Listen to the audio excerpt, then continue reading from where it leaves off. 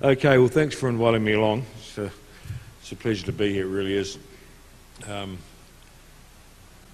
going to talk more about my experience as a skipper and how fishing directly affects us on the bottom line, I guess.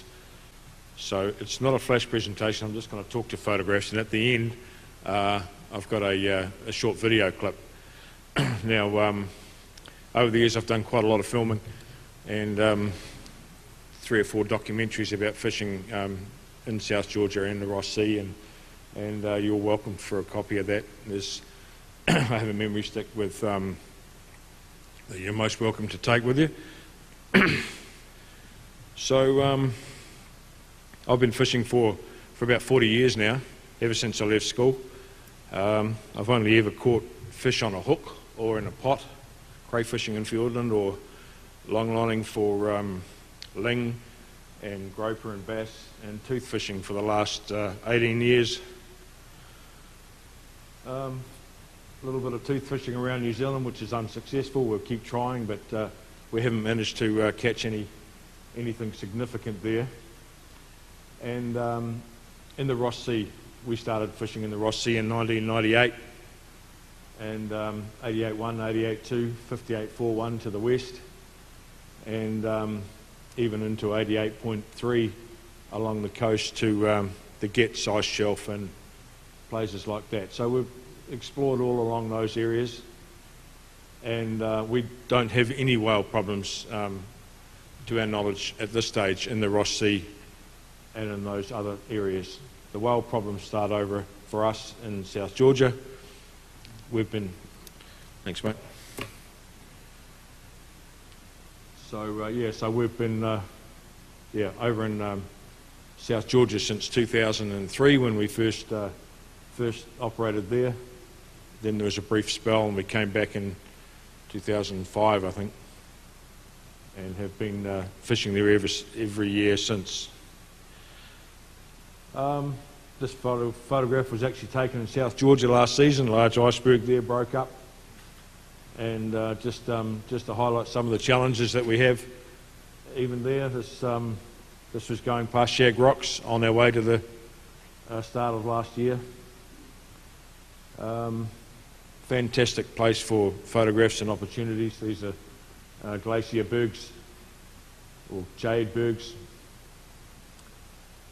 This is actually a Ross Sea photograph, but I thought it was really cool, so I put it in. Challenges in South Georgia. It's very cold in the winter time. You have to watch your step. It's dangerous, and conditions on deck can be pretty treacherous at times. I don't think this guy was smiling moments later. He got pretty wet. And as I say, in the winter time, it's very cold. The system we use is a Mustard autoline system. We have about 60,000 hooks on our magazines. The automatic system baits about 3 hooks per second. We use IW sinking line, so it's a system that Mustard and some others help develop to help keep the line sinking fast below the range of foraging seabirds. So it sinks at 0.3 of a metre a second. It's been well proven now over the years, and it's a pretty good system. I think I much prefer the spanner system. I think for catching fish, it's far more effective, better catch per unit effort. But I sort of liken our system to a bit like bulldozer. You get through the hooks at the end of the day. Just specifics, really. It depends. Different techniques for different fisheries. So yeah, our fish come in through the hauling room up forward, into the hooks are just ripped off the line as it comes in. The hooks stay on the backbone, and through the combi machine, and this is down the sort of the centre of the ship, where the hooks are stowed on the magazines and repaired and replaced there. Any that are bent, new hooks go on. and this is down toward the stern of the ship now, where the line is ready for setting, and that's the baiting machine, the automatic baiting machine there. So the lines are swept through here, through the baiting machine, and we just used squid mostly for bait nowadays. We have a baiting average of around 95%. And the line comes out the stern, so there's a wee hole just here or here, just which depends where we're fishing, and the line comes out the stern of the vessel.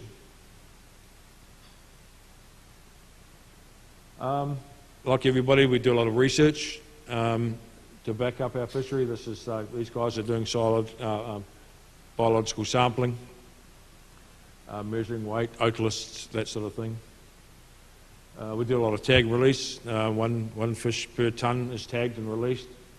In other areas it's 5 fish per tonne, depending where we're working. We have a tub where the fish come into when they're stabilised to make sure that they're okay for release. And this fish is about to go back in the water.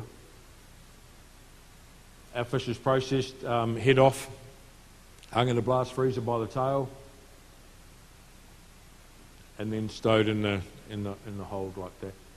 These are Ross sea fish in South Georgia. They go, some are stacked in a box, the small grade, and the larger one are wrapped in plastic and go in a sack.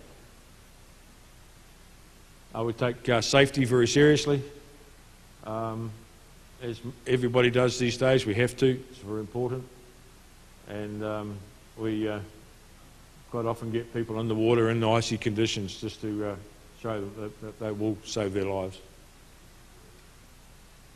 So now on to whales.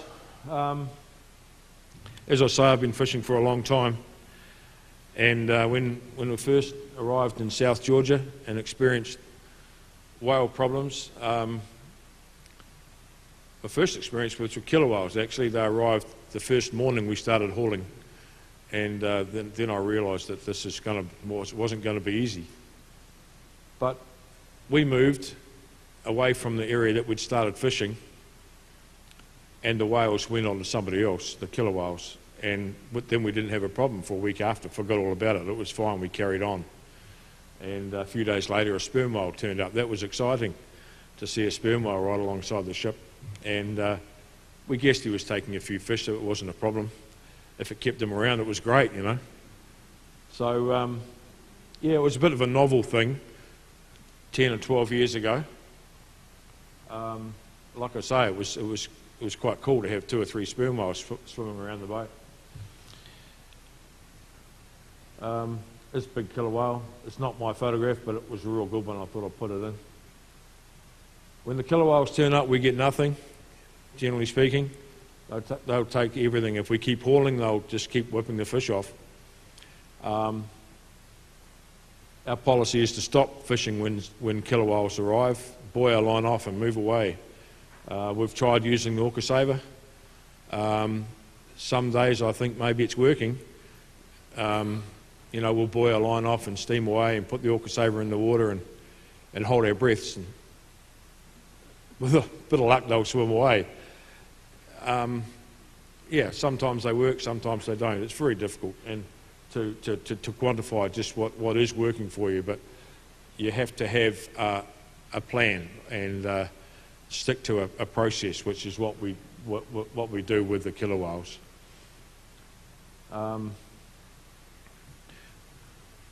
When I first arrived in South Georgia, the whales were most around shag rocks up this north side here, and killer whales were ranging between all up this coast here, it would seem, and up around shag rocks. But most of the activity was on the north side. So very early we actually shifted from the north side when there were 14 or 15 vessels working there in sort of 2003, and we came and fished on the southwest side. The difference here was that the weather was worse, and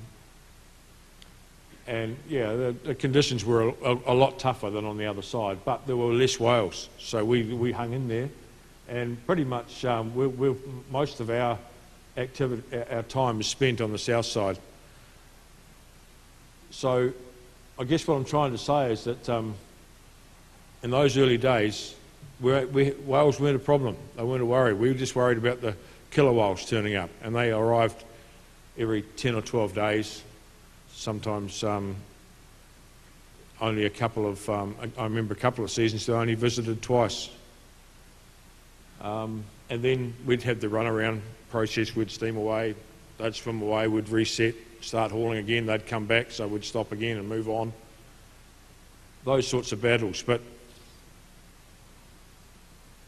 I think the interactions with the killer whales are pretty much the same now as they were then. The results are the same. You still get nothing when the killer whales turn up. You just have to play the cat and mouse game and try and lose them. But the old sperm whales are getting more cunning, and I believe that they're a lot smarter than I gave them credit for 10 years ago, and probably just as clever as a killer whale. Given their great size and bulk, their ability to pull toothfish off a long line is fascinating. And I sit there all day and look at this, and I get the chance to think about it a lot, what they're doing, watch their behaviour, how they set themselves out in groups along our line, sometimes up to 15 sperm whales a day, diving, having turns, plucking fish off. And once again, I'm not here to quote figures. I don't know. This is what we're about. Is this conference, I think, is to establish a method for accurately recording this sort of data. But there are days, I'm sure, that sperm whales are taking more than half of our fish without a killer whale in sight, just the sperm whales. Some individuals are very good at it, others are just learning. So it's not only just because you've got 10 sperm whales, it means you're going to have X number of depredation. You might have old Joe Bloggs, and he'll do as much damage as 3, you know. Identification is probably a good start. This sperm whale here is obviously easy to identify. He's been attacked by killer whales, we think. This guy here has got cookie cutter bites out of his tail. Once again, an easy way to identify whales. And this fella here, he always dives like that, lifts his tail really high.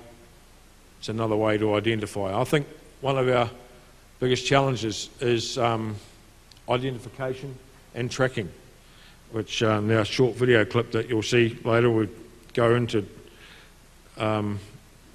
what we've done last season with tagging sperm whales to track their movement. I see in the future as one of the best methods for us to do is to anticipate whales coming to us, seeing where they are and just staying away from them. I appreciate that it's difficult, expensive to tag a sperm whale with the equipment we have now.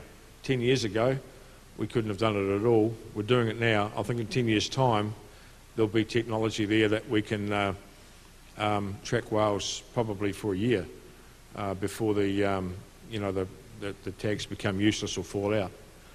I think further down the track, this is what we're talking about with new technology coming on, and for sure in 20 years' time, you'll be able to sit and look at a database of killer whales and sperm whales and where they are at any given time. That would be fantastic. And all we'd have to do is just stay between them, stay away from them, let them do their own thing, we can hopefully do ours. Combined with maybe changing some rules about where we can go, how far we can move, which areas we can fish. We have to be able to move away from whales that are coming to us or that are with us at any given time. Maybe some daylight setting in areas where we're not allowed to daylight set. Perhaps even moving into shallower water, so you could continue fishing while the whales moved on, and then we could go back. Maybe licences could be given that there's a dispensation for fishing in shallow water for a short period while whales were about. I don't know. These are things we can talk about. We're proud members of Colto, have been for a long time, and yeah, fantastic job the Colto operation establishment does. Really, it's great, and I believe there's a great future for tooth fishing in years to come. Another cool photograph, penguins on an iceberg in South Georgia last season, and it's an iceberg. So that's pretty much my presentation. I have got this short video clip I'd like to show you. I think it's about 10 minutes. It's pretty cool. Like I say, there are two separate shows of this program we did last year. You're welcome to have a look at it any old time. But this bit I'll show you is just about actually tagging the whales in South Georgia. We tagged 2 last year, a sperm whale and a killer whale. The results were fantastic. We're still working on that data. There's a report out by Jared Towers. Did a lot of photo identification as well. This information will come to light during the next couple of days. So how do I find that video, Reece? Sorry? Oh, yeah, cool, yep. No worries. Good as gold. Thank you, mate.